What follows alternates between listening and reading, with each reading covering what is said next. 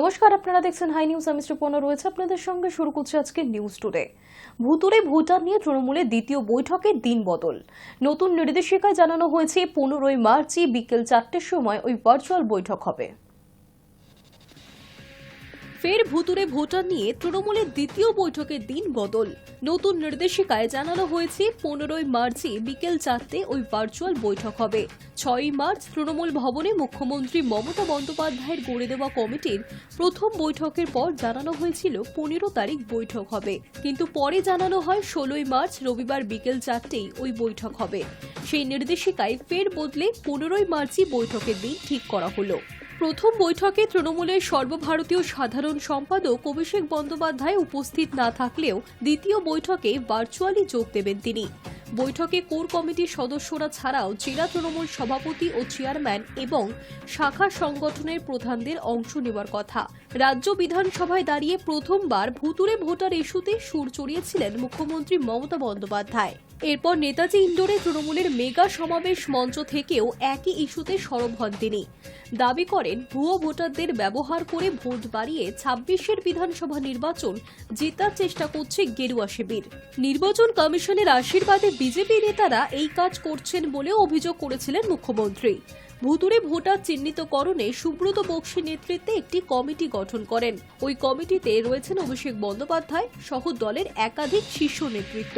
ভুতুড়ে ভোটার চিহ্নিতকরণ সংক্রান্ত কাজ কতটা এগিয়েছে তা জানতে গত বৃহস্পতিবার তৃণমূল ভবনে ওই কমিটি একটি বৈঠক ছিল।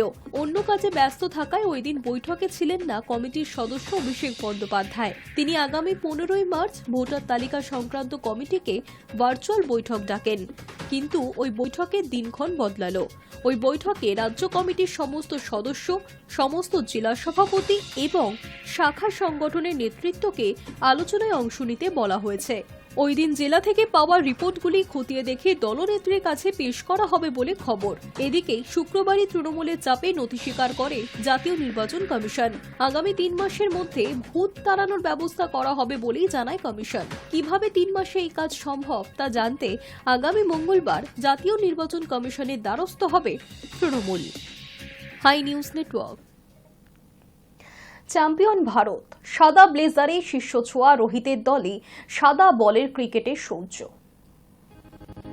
রোহিত শর্মা, বিরাট কোহলিরা চোকার্স।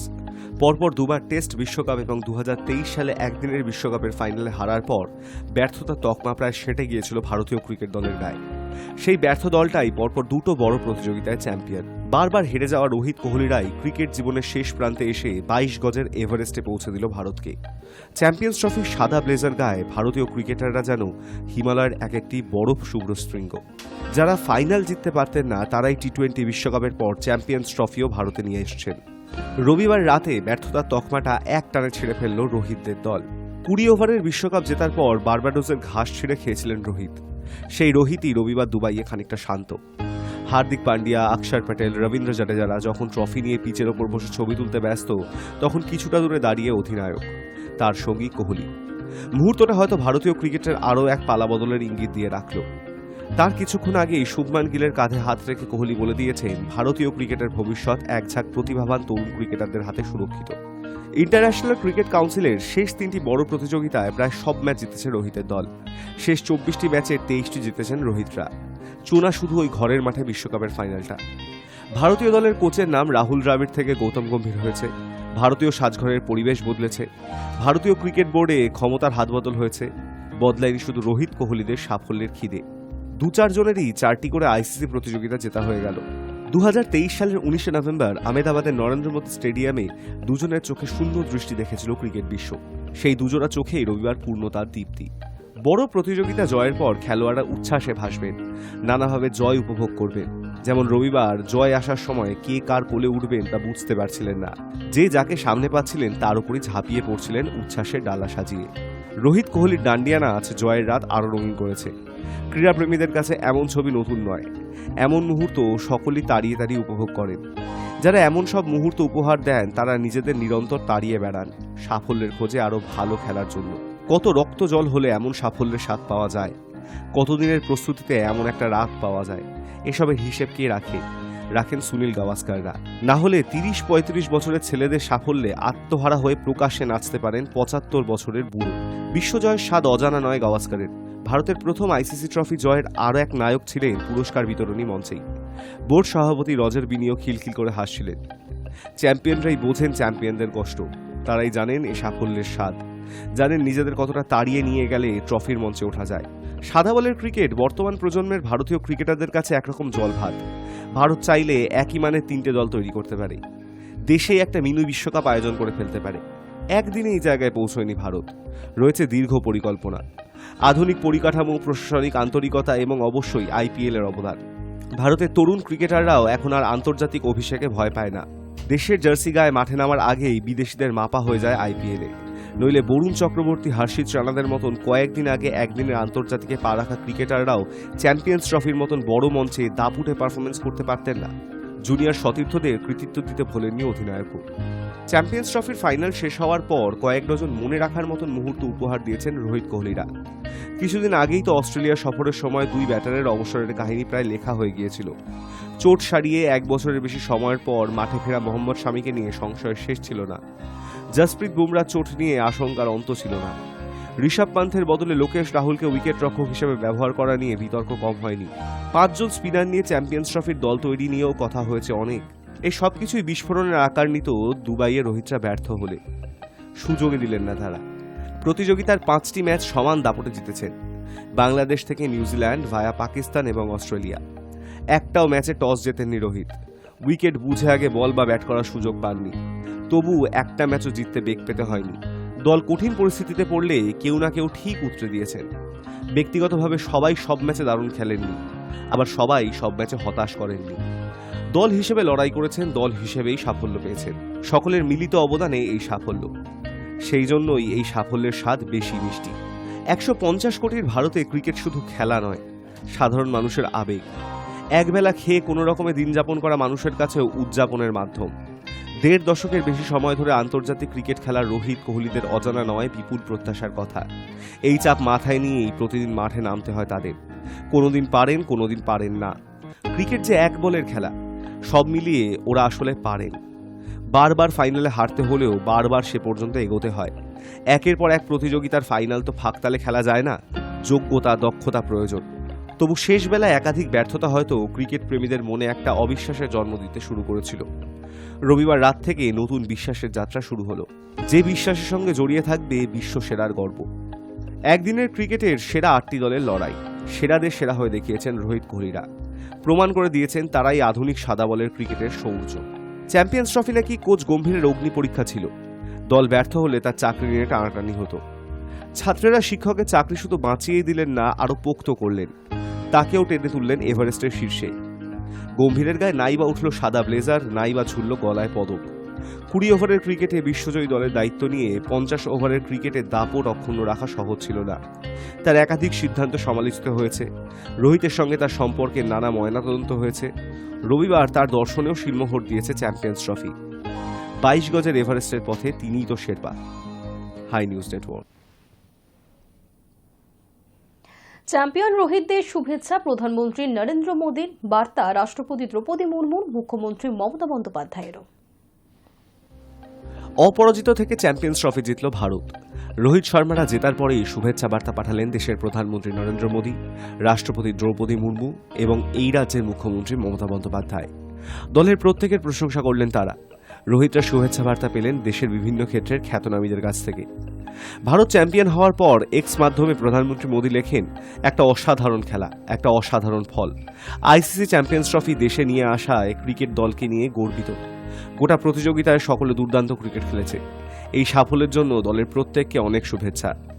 পিছিয়ে থাকেননি দেশের রাষ্ট্রপতি দ্রৌপদী মুর্মু। তিনি সমাজ মাধ্যমে লেখেন, আইসিসি চ্যাম্পিয়ন্স ট্রফি জেতার জন্য ভারতীয় দলকে হৃদয় থেকে শুভেচ্ছা। ভারত একমাত্র দল যারা 3বার এই প্রতিযোগিতা জিতল। এই ইতিহাস তৈরি করার জন্য দলের ক্রিকেটার, ম্যানেজমেন্ট, সাপোর্ট স্টাফদের ধন্যবাদ। ভারতীয় দলের ভবিষ্যৎ অনেক উজ্জ্বল। রোহিতদের শুভেচ্ছা জানিয়েছেন পশ্চিমবঙ্গের মুখ্যমন্ত্রী মমতা বন্দ্যোপাধ্যায়ও। তিনি লিখেছেন, চ্যাম্পিয়ন্স ট্রফি জেতার জন্য ভারতীয় দলকে অনেক শুভেচ্ছা। টান টান ফাইনাল হলো। আমাদের ছেলেরা কঠোর মানসিকতা ও ধারাবাহিকতার পরিচয় দিয়েছে, তার ফলেই আমরা চ্যাম্পিয়ন্স ট্রফি জিতেছি। ভারতীয় দলকে শুভেচ্ছা জানিয়েছেন এই রাজ্যের বিরোধী দলনেতা শুভেন্দু অধিকারীও। তিনি লেখেন, কি দুর্দান্ত জয়, ভারতীয় দলের কি দুর্দান্ত কৃতিত্ব। পাকিস্তান যে চ্যাম্পিয়ন্স ট্রফির আয়োজন করেছিল তা ভারত জিতল। পাকিস্তানকে প্রথমেই ভারত প্রতিযোগিতা থেকে বার করে দিয়েছিল, পরে পাকিস্তানের বাইরের মাঠে চ্যাম্পিয়ন হলো। দলকে শুভেচ্ছা। High News network. ম্যাচ জেতার আনন্দে বিরাটকে জড়িয়ে ধরলেন অনুষ্কা। রবিবার দুবাই স্টেডিয়ামে নিউজিল্যান্ডের বিরুদ্ধে চ্যাম্পিয়ন্স ট্রফির ফাইনালে জেতার পর এই দৃশ্যই ধরা পড়ল ছবি শিকারীদের ক্যামেরায়। খেলার মাঠে তখন টান টান উত্তেজনা। সাজঘরে বসে থাকার মতো যেন ধৈর্য ছিল না বিরাট কোহলির। মাঠে নামবেন বলে অস্থির হয়ে পড়েছিলেন তিনি। রবীন্দ্র জাডেজার শর্ট বাউন্ডারির বাইরে চলে যাওয়ার সঙ্গে সঙ্গেই সহকারী কোচ অভিষেক নায়ার এবং প্রধান কোচ গৌতম গম্ভীরকে জড়িয়ে ধরেন বিরাট। তারপর ছুটে চলে যান জীবনের সবচেয়ে গুরুত্বপূর্ণ মানুষটির কাছে। তিনি তার জীবন সঙ্গিনী অনুষ্কা শর্মা। স্ত্রীর সঙ্গে আনন্দ ভাগ করে নিতে সিঁড়িতে লাফ দিয়ে ছুটে যান অনুষ্কার কাছে। বিরাটকে দেখে অনুষ্কাও তাড়াতাড়ি সিঁড়িতে নেমে পড়েন। ম্যাচ জেতার আনন্দে বিরাটকে জড়িয়ে ধরেন তিনি। স্বামীর পাশাপাশি এ যেন তারও স্বপ্ন পূরণ। তারপর স্ত্রীর কোমরে হাত রেখে তাকে জড়িয়ে সিঁড়ি থেকে নেমে মাঠে নেমে পড়েন বিরাট। রবিবার দুবাই স্টেডিয়ামে নিউজিল্যান্ডের বিরুদ্ধে চ্যাম্পিয়ন্স ট্রফির ফাইনালে জেতার পর এই দৃশ্যই ধরা পড়ল ছবি শিকারীদের ক্যামেরায়। আর সেই ভিডিওই ছড়িয়ে পড়েছে সমাজ মাধ্যমের পাতায়। যে ভিডিওতে দেখা গিয়েছে জাডেজার শটে ভারত ম্যাচ জেতার পর আনন্দে অনুষ্কার কাছে ছুটে চলে যান বিরাট। বিরাটকে দৌড়ে আসতে দেখে গ্যালারির সিঁড়ি থেকে দৌড়ে নেমে পড়েন অনুষ্কাও। দুজনের চোখে মুখে তখন হাসি লেগে সিঁড়িতে দাঁড়িয়েই একে অপরকে বহুক্ষণ জড়িয়ে ধরেন বিরাট এবং অনুষ্কা।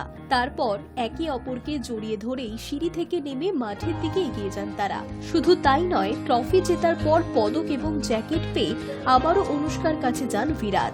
2023 সালের একদিনের বিশ্বকাপ ফাইনালের হারের পর কোহলিকে সান্ত্বনা দিয়েছিল অনুষ্কা।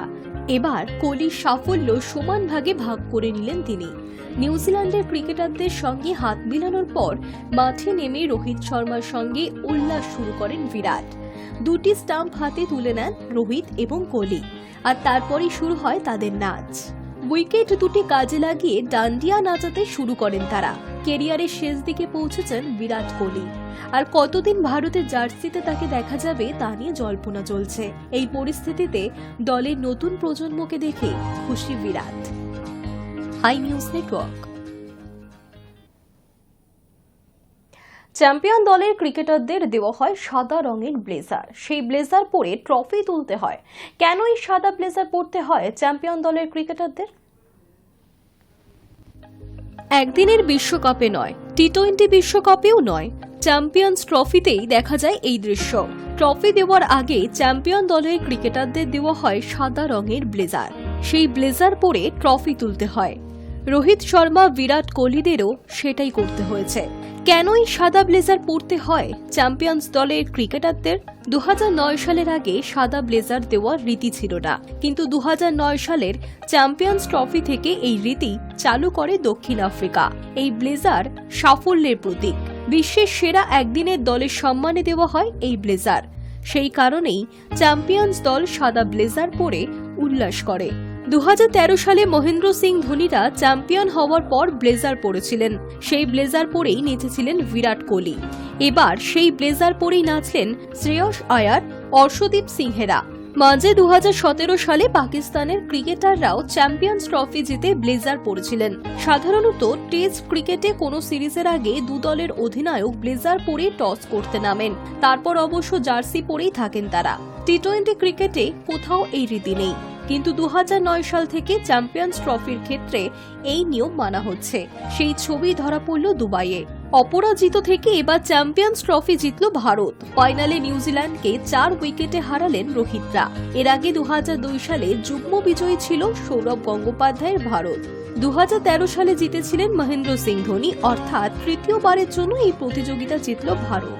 টি-20 বিশ্বকাপ জেতার 9 মাসের মধ্যে আরও একটি আইসিসি প্রতিযোগিতা জিতলেন অধিনায়ক রোহিত। High News network.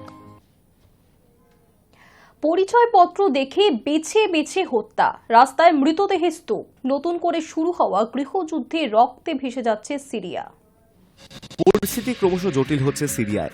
পশ্চিম এশিয়ার এই দেশটির উপকূলবর্তী অঞ্চলগুলিতে জ্বলছে প্রতিশোধের আগুন। ইতিমধ্যেই সেই আগুনের বলি হতে হয়েছে 1000-এরও বেশি মানুষকে। রক্তক্ষয়ী সংঘাত মূলত চলছে সিরিয়ার অন্তর্বর্তী সরকারের নিরাপত্তা আধিকারিকদের সঙ্গে সেদেশের প্রাক্তন প্রেসিডেন্ট বাশার আল আসাদের অনুগামীদের। গত ডিসেম্বরেই আসাদ সরকারকে উৎখাত করে রাজধানী দামাস্কাস দখল করেছিল বিরোধী গোষ্ঠী হায়াত তাহরির আল শাম এবং তাদের সহযোগী জৈশ আল ইজ্জার যৌথ বাহিনী। সিরিয়ার রক্তক্ষয়ী সংঘাতে প্রতিশোধ হত্যার শিকার হচ্ছে আল ওয়াইট নামের এক সংখ্যালঘু শ্রেণী, যাদের বাস মূলত সিরিয়ার উপকূলবর্তী এলাকায় লাটাকিয়া এবং টার্টসে। কয়েকদিন ধরেই সংখ্যালঘু সম্প্রদায়ের এই মানুষদের ওপর লাগাতার হামলা চালানো হচ্ছে। অভিযোগ, পরিচয়পত্র খতিয়ে দেখে বেছে বেছে খুন করা হচ্ছে আলওয়াইটদের। যে সমস্ত গ্রামে আলওয়াইটদের বাস, সেখানে দেহ স্তূপাকার হয়ে পড়ে রয়েছে বলে দাবি করেছেন প্রত্যক্ষদর্শীরা। এমনকি স্থানীয়দের দেহ নিতেও বাধা দেওয়া হচ্ছে বলে অভিযোগ। কিন্তু কেন বেছে বেছে আলওয়াইটদের ওপর হামলা চালাচ্ছে সরকারের সামরিক বাহিনী? সিরিয়ায় মোট জনসংখ্যার 12% হলেন আলওয়াইটরা, কিন্তু ধর্মীয় সংখ্যালঘু এই গোষ্ঠীটি আসাদের আমলে বেশ ক্ষমতাশালী হয়ে ওঠে। আসাদ নিজে এই গোষ্ঠীর সদস্য হওয়ায় তার আমলে প্রশাসন এবং সামরিক বিভাগের গুরুত্বপূর্ণ পদে ঠাঁই পেতে থাকেন আলওয়াইটরা। কিন্তু আসাদ পরিবারের আমলে 5 দশক ধরে চলা এই পক্ষপাত সহ্য হয়নি ইসলাম প্রধান দেশটির সুন্নি জনগোষ্ঠী। কিন্তু আসাদদের প্রভাবে পাল্টা কোনো পদক্ষেপ করতে পারেনি তারা। আসাদ সরকারের পতনের পরে সিরিয়ায় ক্ষমতায় আসে গোড়া ইসলামিক রীতি মেনে চলা সুন্নি গোষ্ঠী হায়াত তাহরির আল শাম। তারপরেই সরকারি বাহিনীর সঙ্গে হাত মেলায় অন্য গোড়া গোষ্ঠীগুলি। আক্রমণ নেমে আসে তুলনায় উদার মনোভাবাপন্ন আলওয়াইটদের ওপর। ক্ষমতাচ্যুত এবং দেশচ্যুত হওয়ার পর বন্ধু রাষ্ট্র রাশিয়ায় আশ্রয় নিয়েছেন আসাদ। সিরিয়ায় একাধিক সংবাদ মাধ্যমের দাবি, আলওয়াইটদের অনেকেই সীমান্ত পেরিয়ে রাশিয়ায় পালিয়ে গিয়েছেন। দেশে নতুন গৃহযুদ্ধের পরিস্থিতি তৈরি হচ্ছে বলে আশঙ্কা করছেন সিরিয়ার অনেকেই। এই ঘটনার পরেই উদ্বেগ প্রকাশ করে বিবৃতি দিয়েছে ফ্রান্স। গণহত্যার উপযুক্ত তদন্ত করার জন্য তারা সিরিয়ার অন্তর্বর্তী সরকারের কাছে আর্জি জানিয়েছেন। সিরিয়ায় এই সংঘাতের পরিস্থিতি নিয়ন্ত্রণের বাইরে চলে যায় বৃহস্পতিবার। জাবলে শহরে এক অভিযুক্তকে ধরতে অভিযান চালিয়েছিল নিরাপত্তা বাহিনী। সেখানে তাদের বাধা দেন আসাদ অনুগামীরা। ক্রমে হিংসা ছড়িয়ে পড়ে দেশের নানা প্রান্তে। ব্রিটেনে অবস্থিত সিরিয়ার পর্যবেক্ষণাগার জানিয়েছে, বৃহস্পতিবার থেকে এখনো পর্যন্ত সিরিয়ায় 745 জন সাধারণ নাগরিকের মৃত্যু হয়েছে। এছাড়া নিহতদের তালিকায় রয়েছে সিরিয়ার 125 জন সরকারি ও নিরাপত্তা আধিকারিক। এছাড়া আসাদদের অন্তত 148 জন অনুগামী। অন্তর্বর্তী সরকারের দাবি, দেশের বেশিরভাগ অংশে নিয়ন্ত্রণ পুনঃপ্রতিষ্ঠা করার চেষ্টা করা হচ্ছে। সংবেদনশীল এলাকাগুলিতে পৌঁছানোর রাস্তা বন্ধ রাখা হয়েছে। Hi News network.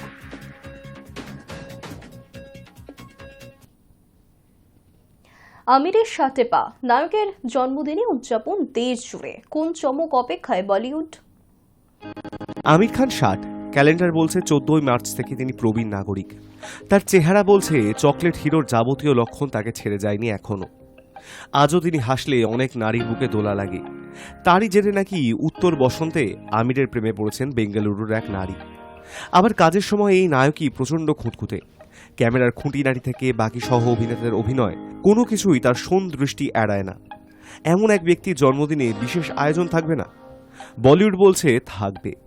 14 মার্চ থেকে 27 মার্চ পর্যন্ত আমির অভিনীত নানা স্বাদের ছবি দেখানো হবে। এই বিশেষ উদযাপনের নাম আমির খান সিনেমা কা জাদুঘর। রবিবার একথা আনুষ্ঠানিকভাবে ঘোষণা করলেন চিত্রনাট্যকার জাভেদ আখতার। তিনি জানিয়েছেন, দেশের বিভিন্ন মাল্টিপ্লেক্সে আমিরের বাছাই করা ছবি দেখতে পাবেন তার অনুরাগীরা। এমন একটি ঘোষণার জন্য কেন জাভেদকে বেছে নেওয়া হলো, তারও জবাব রয়েছে।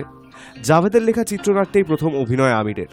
একইভাবে ফারহান আখতারের প্রথম ছবি আমিরের সঙ্গে। অভিনেতা সম্পর্কে বলতে গিয়ে জাভেদ বলেন, তিনি কিছুতেই দাঙ্গাল ছবির কথা ভুলতে পারেন না, যেখানে বয়সের আগেই আমির এই ছবিতে বয়োবৃদ্ধ পিতা, 3 কন্যার অভিভাবক। আমিরের সমস্ত ছবির মধ্যে বর্ষিয়ান চিত্রনাট্যকার তাই এই ছবিটিকেই এগিয়ে রাখবেন। Hi News network.